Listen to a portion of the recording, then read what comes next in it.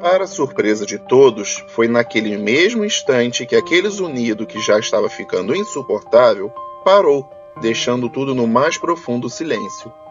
Diante disso, eles avistaram, no ponto onde o milharal se agitava, alguma coisa sendo erguida em pleno ar.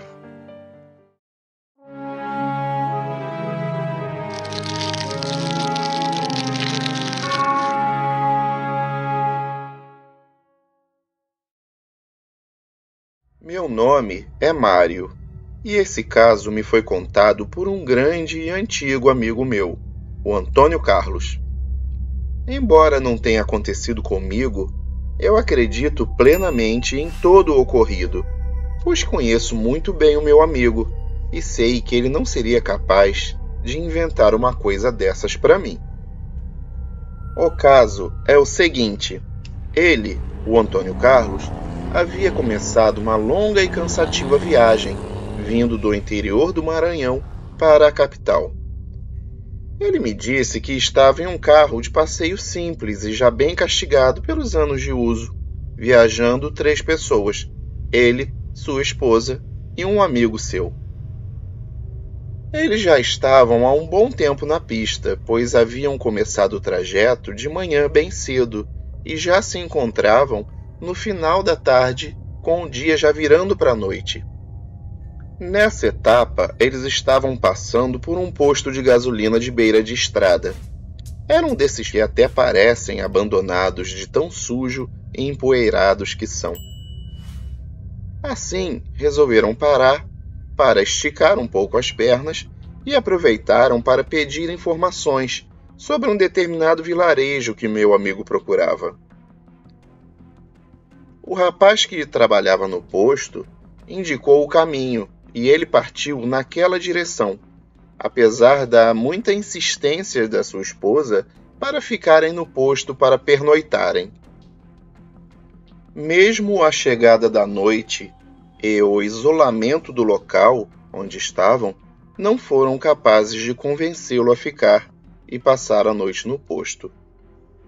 Seu amigo, que o acompanhava na viagem, também tentou sugerir a estadia momentânea, mas ainda assim ele não atendeu ao seu apelo. Então partiram, e passado algum tempo, já na hora de maior escuridão da noite, eles começaram a passar por uma estrada de terra extremamente esburacada. O carro, que já não era muito novo e não estava nas melhores condições, deixava o deslocamento ainda mais desconfortável. A estrada estava em um breu total e não se via mais nada que uns poucos metros à frente do carro, pois as laterais e a traseira estavam quase que completamente sem visibilidade, devido à falta de luminosidade, tanto da iluminação pública quanto da luz natural, já que era uma noite sem lua e bastante nublada. A única coisa que eles conseguiam distinguir naquele negrume todo é que estavam passando pelo meio de um grande milharal. Isso porque os faróis do carro conseguiam clarear um pouco além das margens da via, abrindo parcamente o raio de visão proporcionado pela luz. Então, depois de um certo tempo, em um determinado ponto da estrada, o carro começou a falhar e, não respondendo mais aos comandos, acabou morrendo. Mesmo depois de um tempo de descanso e várias tentativas, o motor não ligava de jeito nenhum. A única coisa que, mesmo não estando 100% operando, ainda dava sinais de funcionar era a parte elétrica, como os faróis e as luzes do painel do automóvel.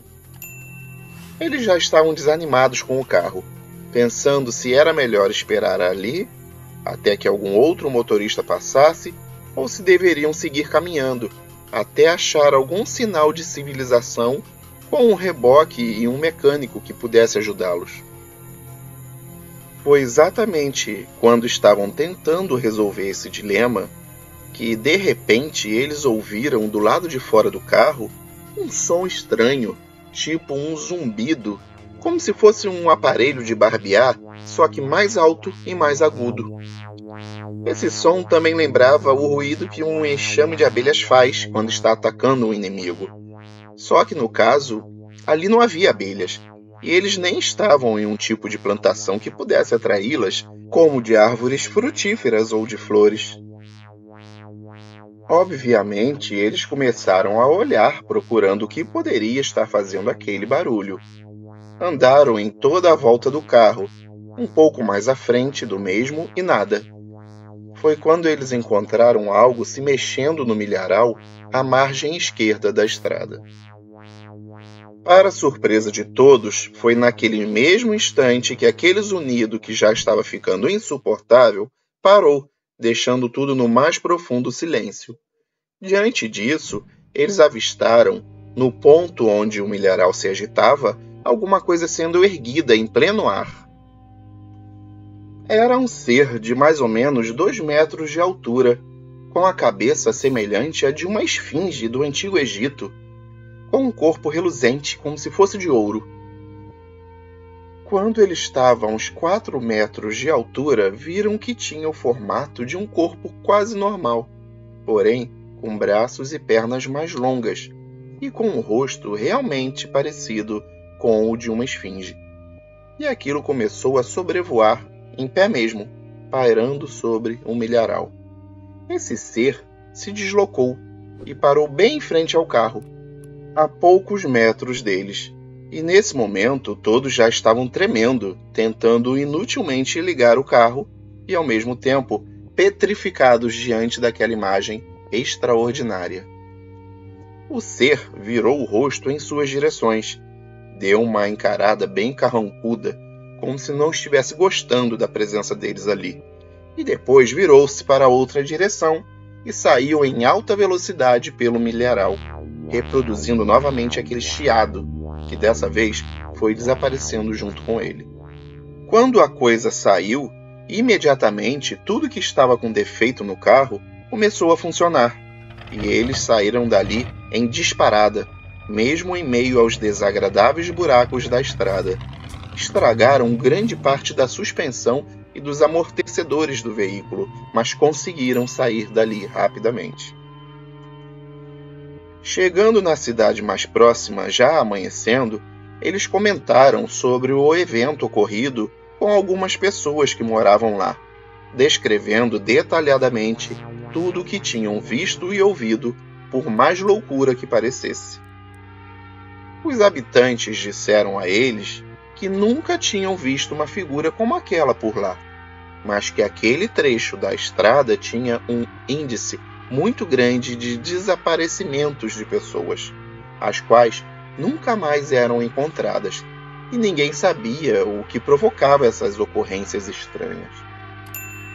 Depois do acontecido, ele ficou traumatizado e evita a todo custo viajar durante a noite, seja para onde for.